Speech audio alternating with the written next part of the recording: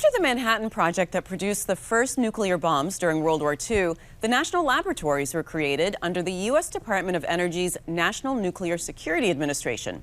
Sandia National Laboratories is one of those labs, with its primary site located in Albuquerque, New Mexico. Laura McGill is Deputy Laboratories Director for Nuclear Deterrence and Chief Technology Officer at Sandia National Laboratories. Laura, welcome to the program. Thank you. Happy to be here. So Sandia has been around for over 70 years. Give us a brief history about the country's national labs and Sandia in particular, and why it was created. Okay, well, it's all a legacy of the Manhattan Project that was run out of Los Alamos. And back in 1945, they established the Z Division, which was created to design and build the non-nuclear components for the weapon systems. And so in 1949, that became Sandia National Labs and was part of that legacy that established the National Laboratory System under the Department of Energy, which became the Department of Energy.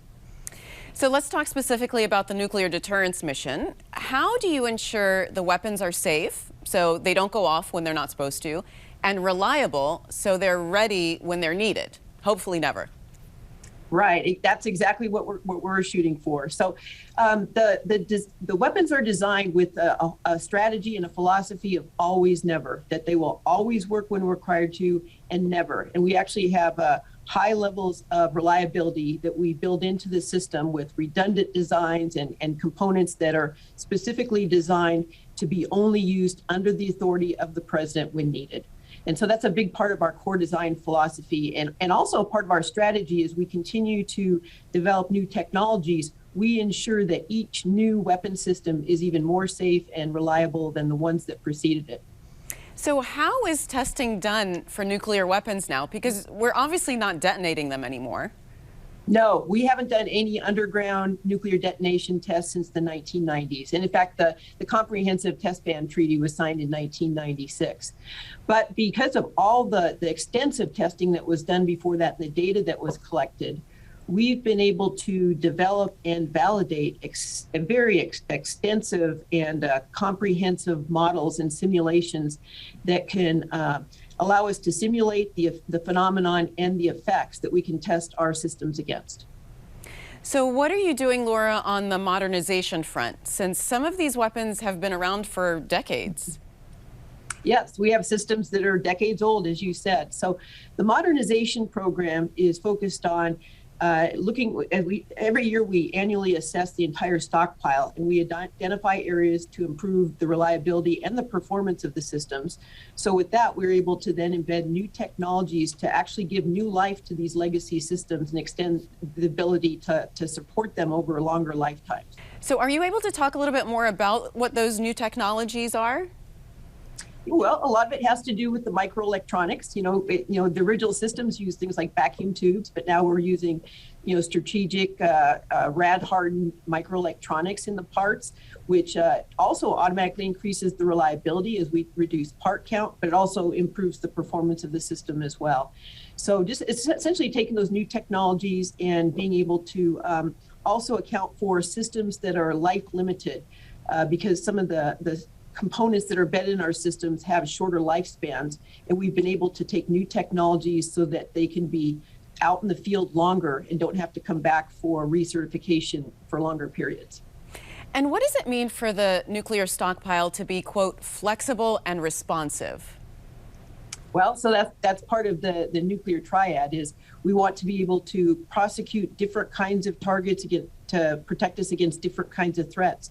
And that includes using systems that are either ground launch, like the ICBMs, or the air launch capabilities, or sea launch, that's embedded, in our submarines, ready to be launched at any time. So we have to build in the capability for our systems to survive all kinds of hostile environments, not just from the flight environments and the trajectories, but even, intensity in radiation and high energy density shock environments as well. How are you working with the other national labs on the nuclear enterprise, such as Los Alamos, Oak Ridge, others? Oh, they're great partners with us. So we call ourselves the Tri-Labs. And we work with Lawrence Livermore in California and Los Alamos, which is just a little ways up the road here in New Mexico. And we have close partnerships with them. We develop our strategies for our modernization programs, and we work to share our models. And we really work together to ensure that as an entire complex, we are able to deliver the capability.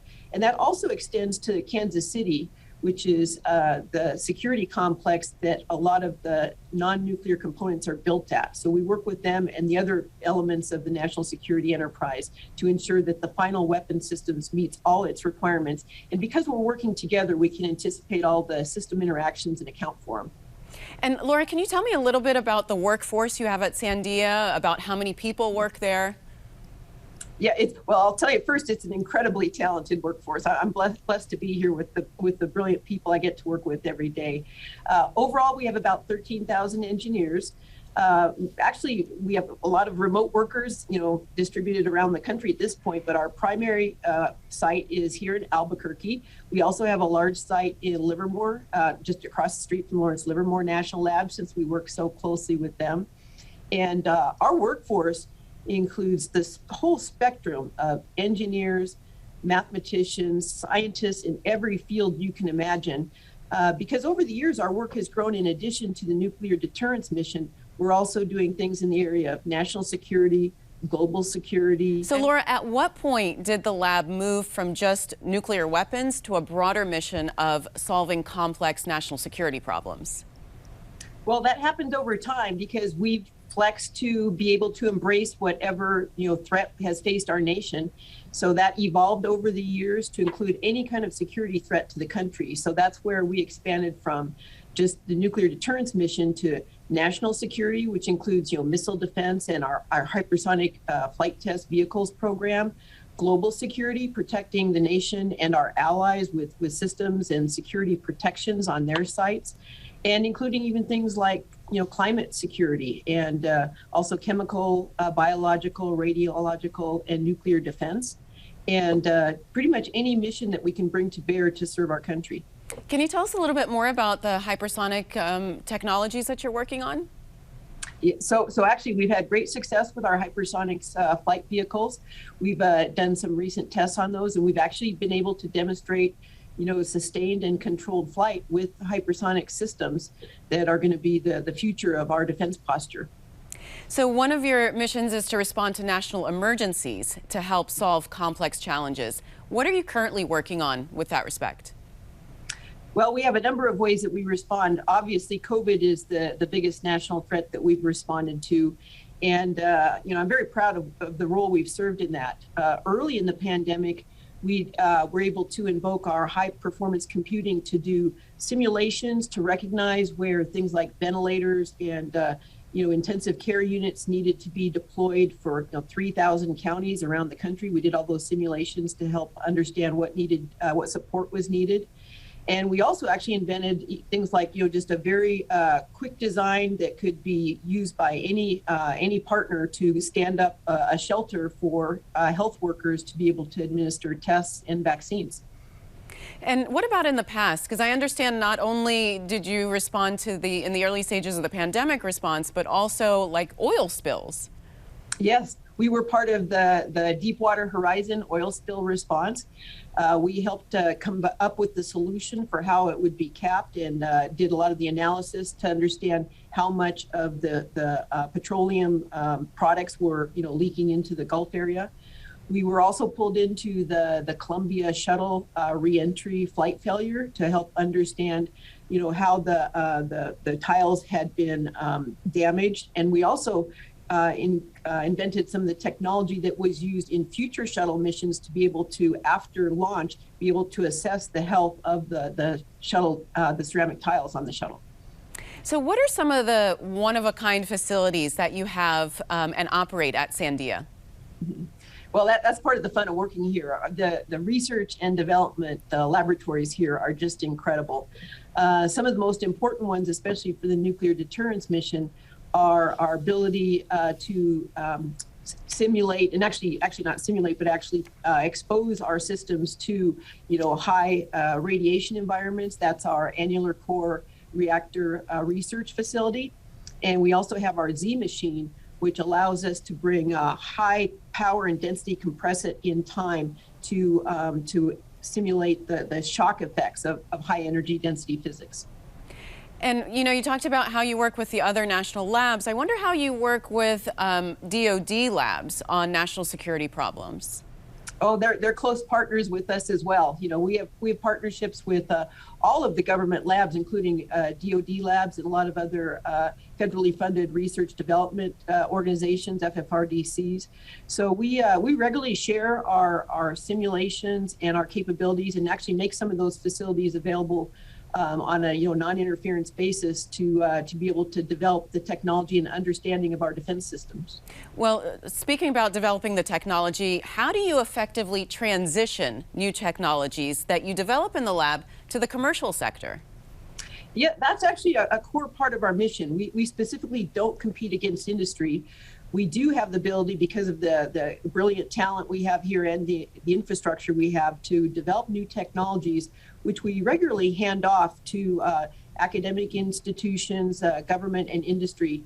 One recent example I can give you is in the area of quantum computing.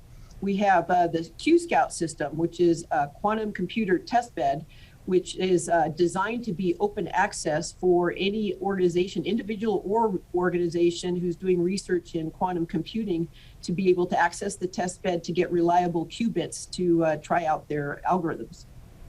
And finally, Laura, I know this is something you're passionate about, which is encouraging more young women and girls into the STEM fields. Why is that so important to you, and how do you do that? Yeah, well, it's important to me, one, because I've had such an incredible opportunity through my career to be involved in really important work and fascinating work that's just kept me energized through my whole career.